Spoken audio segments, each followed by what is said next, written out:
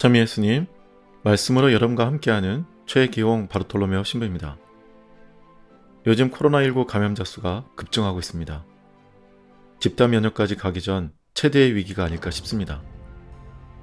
피서철이 다가오고 있어 더 걱정스럽습니다. 그래서 강릉시도 결국 거리두기 3단계로 격상하는 것 같습니다. 정말 힘든 시기를 우리 모두가 보내고 있습니다. 이럴 때일수록 타인을 먼저 생각하고 인내심을 발휘하고 긍정적으로 생각하는 생활이 필요한 것 같습니다. 우리 신앙인들이 이런 생활에 활력소가 되어주면 좋겠습니다. 교회 역사를 보면 이런 위기 속에서 탁월했던 신앙인들의 모습이 사람들에게 희망을 주었고 감동을 선사했습니다. 하느님께서 주시는 은총으로 새로운 희망의 시간을 우리 신앙인들이 능동적으로 만들어가기를 기도합니다. 자, 그런 은총과 힘을 얻기 위해 말씀 산책을 함께 떠납니다. 오늘 1독서에서 우리는 탈출기의 본격적인 시작을 알리는 하느님의 계시와 모세 사명의 이야기를 듣습니다. 나는 있는 나다 라는 이 말씀은 지난 세기 동안 엄청난 해설서들을 생산해냈습니다. 사실 하느님과 모세의 이 대화는 우리를 신비와 존재 자체의 신 존엄하신 하느님 앞으로 초대합니다. 모세의 질문에 대한 하느님의 응답, 나는 있는 나다. 이 말은 유대인들이 발음하기에는 너무 거룩한 이름인 야훼라고 번역이 되었습니다. 그래서 유대인들은 성경을 읽을 때에는 야훼라고 읽지 않고 아도나이, 곧 주님이라고 읽었습니다. 오늘날 이 전통을 그리스도계에서도 따릅니다. 하느님께서는 당신이 아브라함의 하느님, 이삭의 하느님, 야곱의 하느님이라고 계속해서 말씀하십니다. 파견되는 자가 파견하시는 신의 이름을 알아야 제대로 사명을 완수할 수 있습니다. 이름은 대상의 특성과 본질을 나타내고 대표하는 표지이기 때문에 중요합니다. 따라서 모세가 하느님의 이름을 엿듣는 것은 그 이름 자체를 알고 싶어서라기보다는 자신을 부르는 신적 존재를 알고자 한 것입니다.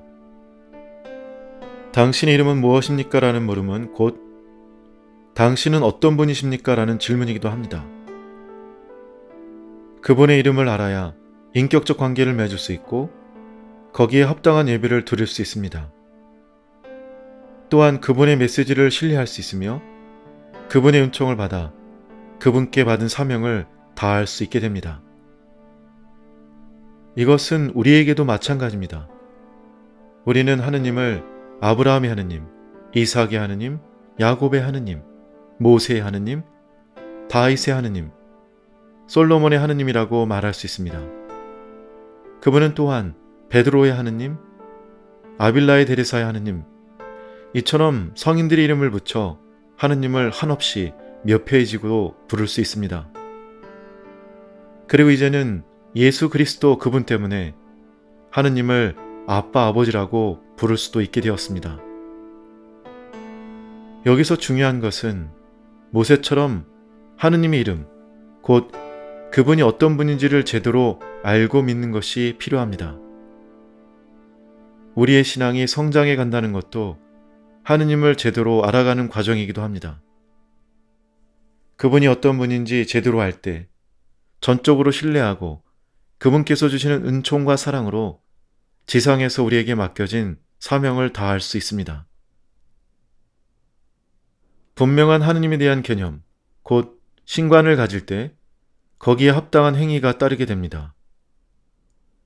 오늘날 많은 이들의 신앙생활이 흐릿한 것은 이 신관이 명확하지 않기 때문일 수도 있습니다. 하느님을 제대로 믿고 제대로 신앙하기 위해서는 모세처럼 당신은 어떤 분이십니까? 라는 질문을 끊임없이 던지고 응답을 청해야 합니다.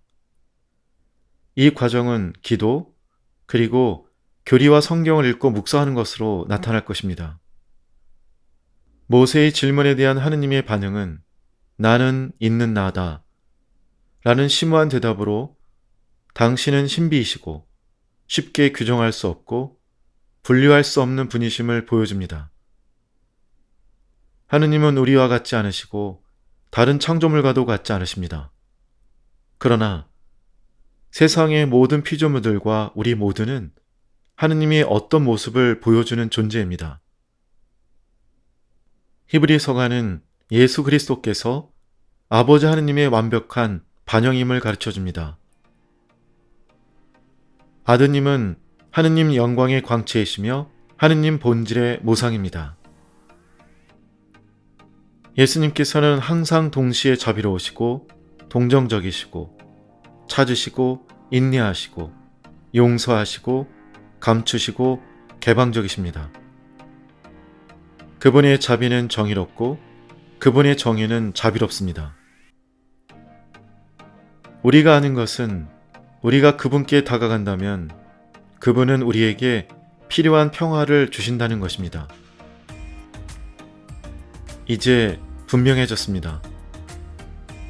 우리가 그리스도에 대해 알게 된다면 우리는 그분을 통해 하느님 아버지도 알게 됩니다.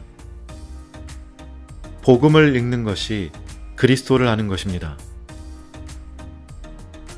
우리가 신앙인으로 살아가는 데에는 신관, 곧 하느님을 어떤 분으로 이해하는가는 매우 중요합니다. 이 신관에 따라 우리의 신앙 행위가 나타나기 때문입니다. 모세가 던졌던 질문, 당신은 어떤 분이십니까? 라는 것은 우리의 질문이어야 하고 이 질문에 대한 답을 그리스도를 통해 얻어야 합니다. 이제 우리 스스로에게 질문을 던져봅니다.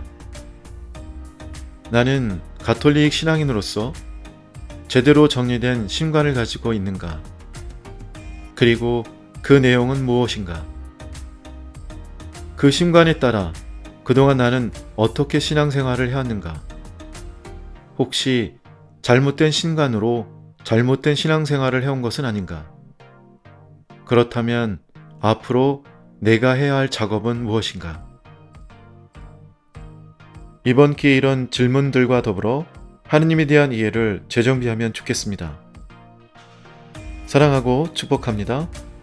좋아요와 구독은 사랑이고 전교입니다. 감사합니다.